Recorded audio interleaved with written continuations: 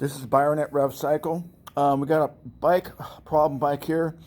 The drivetrain is making a clicking sound, and so to troubleshoot this and isolate this, I couldn't tell if the clicking sound, it was a very pronounced clicking, like click, click, click, very loud, very pronounced.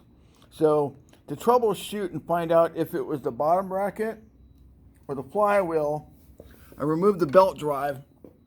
So I jumped on the bike, applied pressure on both cranks standing on the bike, and it was clearly the bottom bracket creaking. I had checked the cranks and they were securely tight, no problem. So I went and I used the tool to check to see if this side was loose, and also if this side was loose, and both sides were not loose. Now, this is the same bottom bracket that has been used on the Schwinn indoor cycling bikes for many years, the same bottom bracket.